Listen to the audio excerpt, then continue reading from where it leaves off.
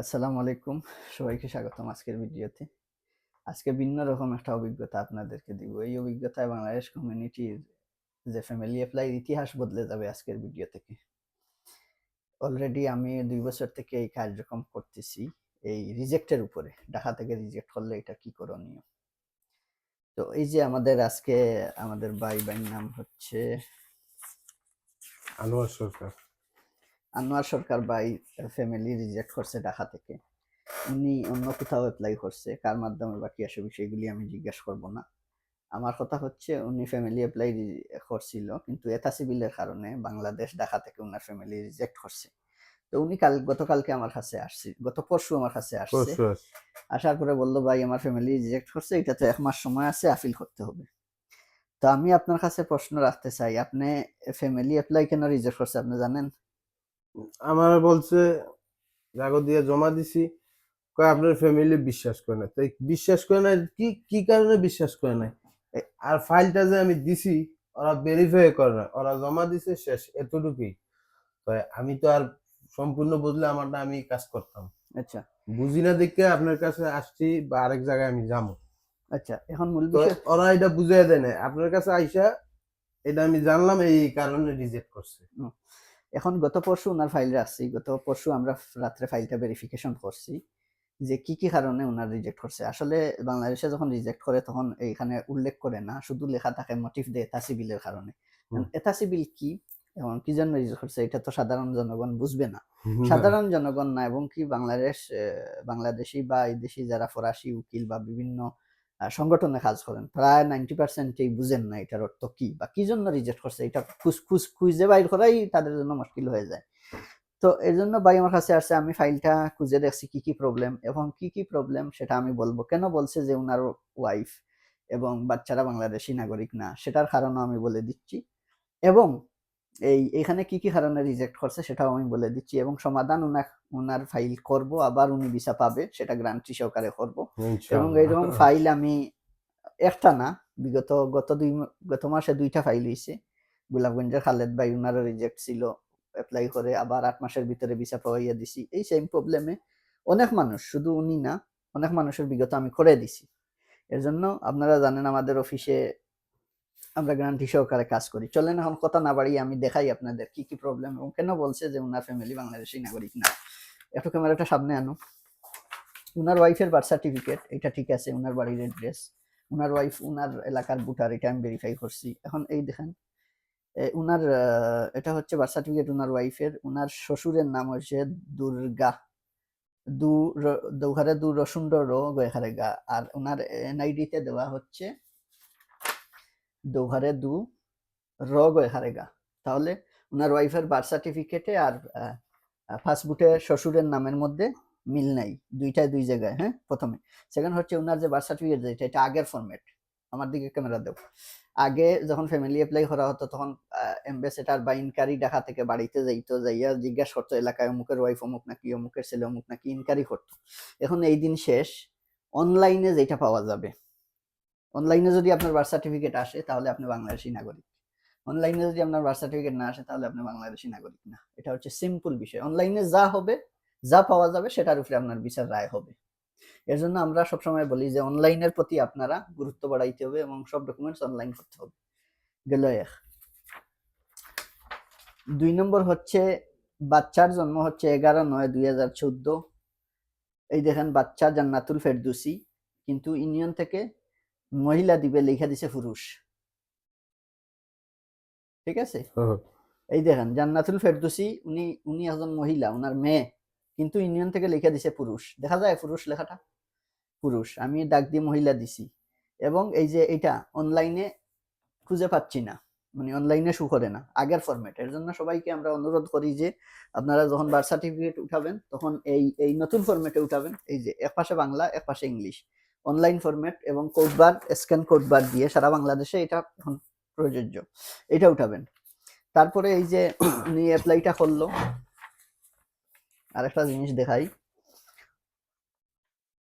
এই দেখেন উনার বিয়ের 1/7/2015 বিয়ে করছে। বিয়ে রেজিস্টার্ড হয়েছে 1/7/2015, কিন্তু মেয়ের জন্ম হয়েছে 11/9/2014। তো আমার দিকে ক্যামেরা দেও।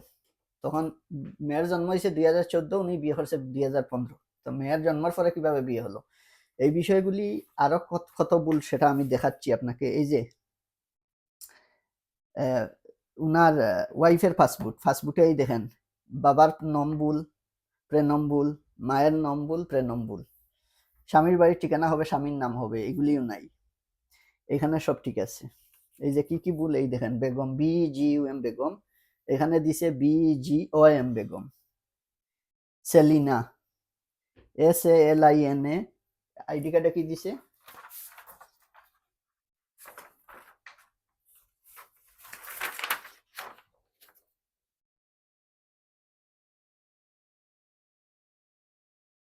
ইংলিশ বার্থ সার্টিফিকেটটা কোথায় আপনার রয়েছে,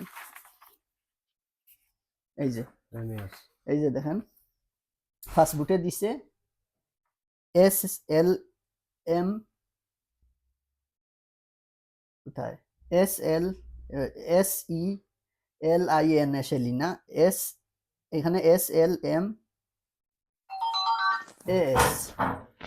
তারপরে এই দেখেন বেগম, BGUM বেগম, এখানে BAGUM বেগম। মানে প্রত্যেকটা অক্ষর বার্থ সার্টিফিকেটের সাথে মিল নাই, প্রত্যেকটা একটা না একটা ভুল। বার্থ সার্টিফিকেটে একরকম, পাসপোর্টে একরকম, NID-তে একরকম। এখন বলেন আপনি কিভাবে ভিসা পাওয়া যাবে? এবং এই বার্থ সার্টিফিকেট, এটা আগের ফরম্যাট, অল মডেল। এটা কিছু ইউনিয়নে এটা অনলাইনে এইটা সার্ভারে আসে না। গত মাসে কুলাউড়ার একজন ভাই, সিলেট কুলাউড়ার, ওনার আচ্ছা ফ্যামিলি, ভাই, আমার এত সমস্যা হয়, ভেরিফাই ছাড়া আমাকে হ্যাঁ, জমা নিল। এখন এটা কুলাউড়ার এটা কি একজনের করলো? কুলাউড়ার একজনের রিজেক্ট করছে এভাবে, আমাদের সিলেটের কুলাউড়ার, উনি অন্য অফিসে করছিল এই বার্থ সার্টিফিকেট দিয়ে। এগুলি অনেক ইউনিয়নের সার্ভারে এই বার্থ সার্টিফিকেট শু করে না। যখনই শু করবে না এই বার্থ সার্টিফিকেট, তখনই তারা লিখে দিবে যে আপনি বাংলাদেশের নাগরিক না। ঠিক আছে, এই হচ্ছে এই বিষয়গুলি, ভুলগুলি। এবং এই যে বাচ্চার বাবার নাম হবে, বাবার বাড়ির ঠিকানা হবে, লিখে দিছি। কাবিনে কতটা ভুল, একটা, দুইটা, তিনটা, চারটা ভুল কাবিনে। এই মুন্সিগঞ্জে ভুল, গুড়া, ঠিক আছে, গুড়া, ওইখানে আবার বার্থ সার্টিফিকেটে দেওয়া রসুন ডরো, আর এখানে দিয়ে দেওয়া। তো এইভাবে এথা সিভিলের এই যে ভুলগুলি, অন্ততপক্ষে 20টার উপরে ভুল দেখাইলাম। এগুলি হচ্ছে এথা সিভিলের ভুল, একটার সাথে একটার মিল নাই, কোনোটা অনলাইনে নাই, কোনোটা আছে, কোনোটা বার্থ সার্টিফিকেটে এক নাম, পাসপোর্টে এক নাম, ইয়েতে এক নাম। এখন আপনার কাছে আমার প্রশ্ন, আপনি কেন আপিল করবেন এটার বিরুদ্ধে? আমি জানতে চাই আপনার কাছ থেকে, আপনি আপিল করবেন কেন? আমার ফ্যামিলি আনার জন্য। আগে ফ্যামিলি আনার জন্য। এখন আপনি যে আপিল করবেন, 2000 টাকা উকিলরে দিবেন, আমার কথা বুঝেন। আপনি আমার কাছে করেন, অন্য কারণ এটা দেখার বিষয় না। আমি একজন মুসলমান হিসাবে, একজন মুসলিম হিসাবে সঠিক একটা পরামর্শ দিব, যাতে কালকে এই যে আমি কথা বলতেছি আপনার সাথে, ফেরেশতারা আমার ডাইনা বামে লিখতেছে, তা আমি সত্য বলতেছি না মিথ্যা বলতেছি। যদি মিথ্যা বলি, আপনাকে ধোঁকা দেই, তাহলে কালকে কিয়ামতের ময়দানে আমি এটা জবাবদিহিতা করতে হবে। একজন মুসলমান হিসাবে আপনাকে সঠিক পরামর্শ দিব, এবং আপনার সব থেকে ভালো পরামর্শটা দিব। এটা ফ্রান্সকে কোনো উকিলও আপনাকে দিবে না। উকিলরা চেম্বার নিয়ে বসছে, আপনি যদি আপিল না করেন, তাহলে চেম্বার বন্ধ করে বাসায় যাওয়া লাগবে।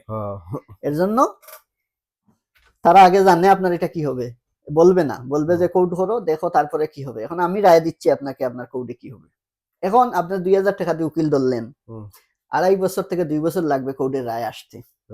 তো রায় আপনার পক্ষে আসতে পারে, বিপক্ষে আসার সম্ভাবনা বেশি। এখন যে আপনার ডকুমেন্টসে ভুলগুলি, এই ভুল দেখার পরে জজে কি আপনার পক্ষে রায় দিবে না? আর উকিলে ঠিকও করতো না। হ্যাঁ, উকিলে জজে বলবে আপনি এটি ঠিক করে নতুন করে অ্যাপ্লাই করেন। তাহলে লস কত হলো? 2000 টাকা গেল, উকিলরে দিলেন, 2 বছর ওয়েট করলেন, তারপরে এটা ঠিক রায় আসলো। বাই চান্স কোনো ফাইলে চলে আসে যে আপনার পক্ষে, তাও 2 বছর পরে, তো এটা আপনার জন্য ক্ষতিকর, এটা আপনার জন্য ভালো না। এখন আমারে বলবেন যে চিঠির উপরে লিখে দিছে 1 মাসের ভিতরে আপিল করেন। আপনি এই দেশের রুলস হচ্ছে এটা, আপনি যদি ন্যাশনালিটি পান, এটা কাগজ সাথে দিয়ে বলবে আপনি যদি ন্যাশনালিটি না পাইতে চান, 30 দিনের ভিতরে আপিল করবেন। আপনি যখন এজাইল কেস পাইবেন, 10 বছরের এজাইল, তখন উপরের পৃষ্ঠায় লেখা থাকবে আপনি যদি এজাইল না পাইতে চান, 1 মাসের ভিতরে আপিল করেন। যে কোনো আবেদন এই দেশে আবেদন করার পরে আপনার পক্ষে আসুক বা বিপক্ষে আসুক, একটা পেপার সাথে থাকবে যে এই রায় যদি আপনি না মানতে চান, আপিল করবেন। তার মানে আপনি কি আপিল করে আপনার সিজুরটা বাতিল করে দিবেন? না, বিষয়টা এমন না। এটা অব্লিগেটরি না, বাধ্যতামূলক না যে আপিল করতে হবে। আপিল কারা করবে? যারা বিনা কারণে রিজেক্ট করবে, তাদের আপিল করলে তারা এইটা থেকে জয়যুক্ত হবে। এখন আপনার এখানে নিজে ভুল করে যাইয়া যদি মামলা করেন, আপিল করেন, তাইলে আপনি কি জিতবেন?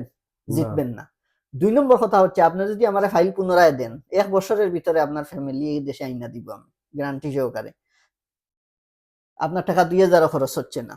এখন কোন রাস্তা আপনার জন্য উত্তম আপনি নিজে বলেন। এই ডকুমেন্টস আমি নিজে ঠিক করব, ঠিক করে আমি পুনরায় অ্যাপ্লাই করলে প্যারিস প্রিফেকচারে 6 মাসে 7 মাসে আমি ফাইল দেশে চলে যাবে। মোটামুটি 1 বছরের ভিতরে আপনার ফ্যামিলি এমবাসিতে উঠবে, ভিসা পাবে। আপনার কথা ঠিক আছে। এখন আপনি বলেন আপনার কোন দিকে লাভ? উকিল ধরবেন, টাকা 2000 দিবেন, আর 2 বছর ওয়েট করবেন, তার থেকে আপনি ডকুমেন্টস ঠিক করে নতুন করে করলে টাকাও খরচ যাচ্ছে কম, এবং অ্যাপ্লাই করে আপনার ফ্যামিলি চলে আসছে। আর এই যে লেটারটা দিছে যে 1 মাসের 2 মাসের ভিতরে আপিল করেন, এটা অব্লিগাটো না। এটা আপনি চাইলে এটা এখন বাতিল, আপিল করার কোনো প্রয়োজন নাই। আপনি নতুন করে ফ্যামিলি অ্যাপ্লাই করবেন। এই মেসেজটা সারা বাংলাদেশ কমিউনিটিকে দিতে চাই। আপনারা এই ভুল করবেন না। অনেকে এই প্রবলেমে আইসা বলেন যে ভাই আমার রিজেক্ট হচ্ছে, আপিল করবো। আপিল করে কোনো লাভ হবে না, ডকুমেন্টসে ভুল, এজন্য রিজেক্ট হচ্ছে। ডকুমেন্টস ঠিক করেন, ঠিক করে পুনরায় আবেদন করেন, সেক্ষেত্রে আপনার লাভ হবে। আপিল করবেন, ফাউ আপনার টাকা নিয়ে উকিলকে দিবেন, কিন্তু আপনার লাভ হবে না, খুব কম লাভ হবে। তাও 2 বছর পরে, 2 বছর পরে কোর্টে রায় দিবে।